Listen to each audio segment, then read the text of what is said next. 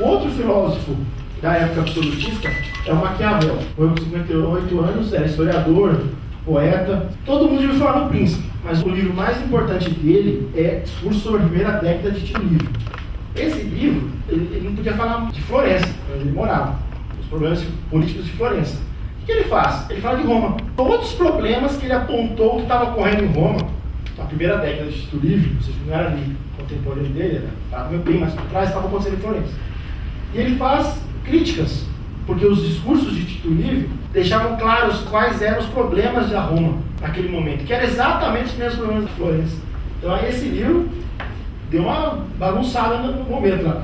Tanto que alguns dizem, alguns historiadores, que para se redimir ele escreveu na sequência o Príncipe. Mas veja, o Príncipe, para quem já leu, é um livro que demanda uma certa maturidade para ler. Se você lê como o Collor leu quando ele foi presidente, o cara fica maquiando, não sei se cara dele, falando que o livro de cabeceira do Collor é o Príncipe. Porque se você lê o Príncipe e acha que aquilo é um manual de como ser um líder, você está perdido, né? Aquilo ali é uma crítica, não é um manual para você. Vamos já. Tá lá, por exemplo, que se você se torna chefe de algum lugar, ou faça todas as maldades na primeira semana. Que aí tá tranquilo. Aí o pessoal fica bravo.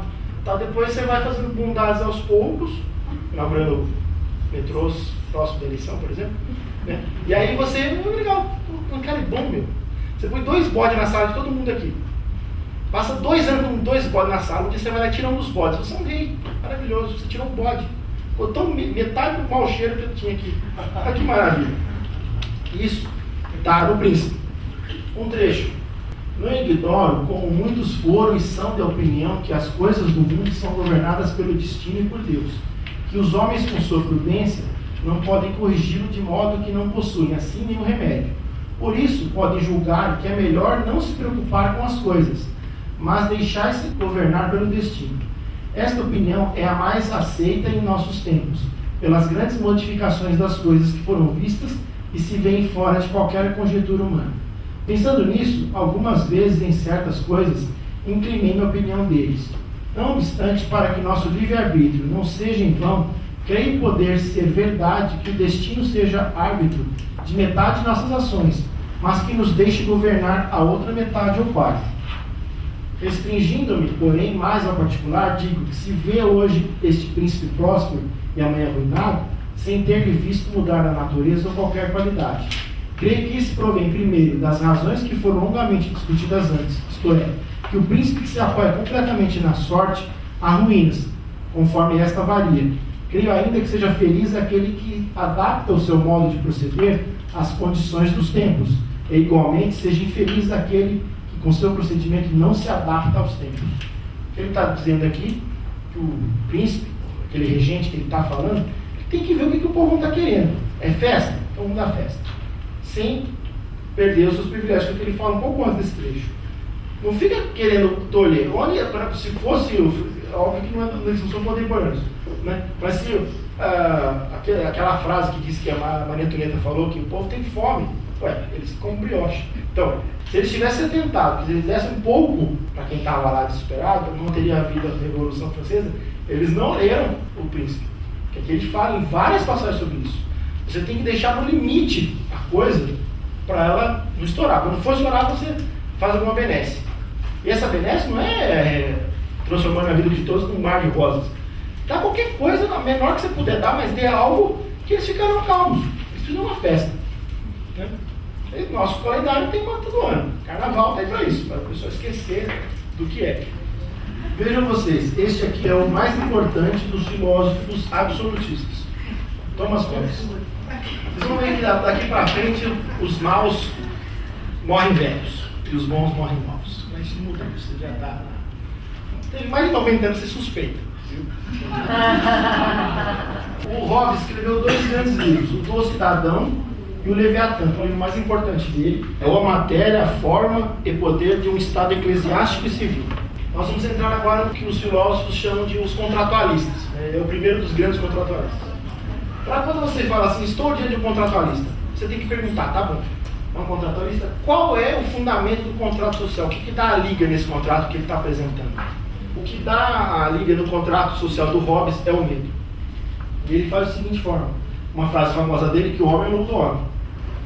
Ele diz que o monarca é absoluto porque os indivíduos assim o desejam, não por causa de Deus. Óbvio, né? Tinha que ser contra Aristóteles. Completamente. Então, essa ideia do medo é que referenda por que os homens estão juntos. A maior parte daqueles que escreveram alguma coisa a propósito das repúblicas, ou supõe, ou nos pede, ou requer que acreditemos que o homem é uma criatura que nasce apta para a sociedade. Os gregos chamam-no de zoom político. Fazendo aqui o que gregos são esses, é óbvio que quem cunhou essa expressão animal político, que é o que está em grego ali, foi Aristóteles. Aristóteles dizia que o homem é um animal político. Então eles sabem o trabalho que se faz escrever Aristóteles, os gregos. E sobre este alicerce, eles erigem a doutrina da sociedade civil como se para preservar a paz e o governo da humanidade nada mais fosse necessário do que os homens concordarem em firmar certas convenções e condições em comum, que eles próprios chamariam então leis. Axioma este que, embora acolhido pela maior parte, é contudo sem dúvida falso, um erro que procede de considerarmos a natureza humana muito superficialmente. Devemos, portanto, concluir que a origem de todas as grandes e duradouras sociedades não provém da boa vontade recíproca que os homens tivessem uns para com os outros, mas do medo recíproco que uns tinham dos outros. Ele afirmava que os homens estavam agrupados porque eles tinham medo de viver lá no mato e ser atacado por outros povos, pelos bichos, etc. Então ele vinha para a sociedade porque ele teria proteção. Só que essa proteção tinha um preço. Ele tinha que passar parte, ou quase toda, da sua independência para quem o protegia. Então o poder do rei vinha diretamente dessa troca. Tá bom, vocês, para ter a honra de ser protegido por mim, então você tem que me obedecer. Então você perde a sua autonomia na medida em que você só está comigo porque eu estou te protegendo. Eu só te protejo porque você tem medo de alguma coisa. A única maneira de instruir um tal poder comum, capaz de os defender das invasões dos estrangeiros e dos danos uns aos outros, garantindo-lhes assim uma segurança suficiente para que, mediante o seu próprio labor e graças ao fruto da terra, possam alimentar-se e ver satisfeitos, é conferir toda a força e poder a um homem, ou a uma assembleia de homens que pode reduzir todas as suas vontades por pluralidade de votos a uma só vontade. Isso vale dizer, designar um homem ou uma assembleia de homens como portador de suas pessoas, admitindo-se e reconhecendo-se cada um como autor de todos os atos que aquele que assim é portador de uma sua pessoa possa praticar ou levar a praticar. Em tudo o que disser respeito à paz e à segurança comuns, todos submetendo deste modo as suas vontades à vontade dele e as suas decisões à sua decisão. Isto é mais do que consentimento ou concórdia. É uma verdadeira unidade de todos eles, uma só e mesma pessoa, realizada por um pacto de cada homem com todos os homens. Feito isso, a multidão assim unida numa só pessoa chama-se república, em latim civitas. É esta a geração daquele grande Leviatã, ou antes, para falar em termos mais reverentes, daquele Deus mortal, ao qual devemos, abaixo do Deus imortal, a nossa paz e defesa. Deus mortal é o rei. É o rei. Veja, olha o nó que ele deu aqui e fundamentou o absolutismo. Nós temos que nos subjugar a um poder central, que quando nós fizermos isso, nós teremos a garantia da proteção. Não é só a proteção externa, até a proteção quando está do lado aqui. Né? Então ele não vai me atacar, porque eu tenho a proteção do lado.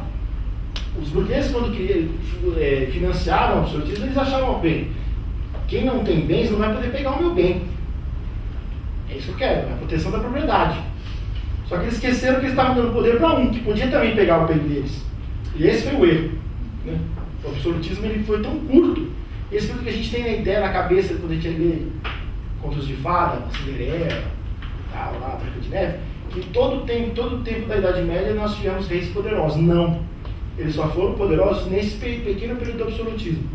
Muito referendado pela filosofia de Thomas Hobbes, que foi difundido por toda a Europa.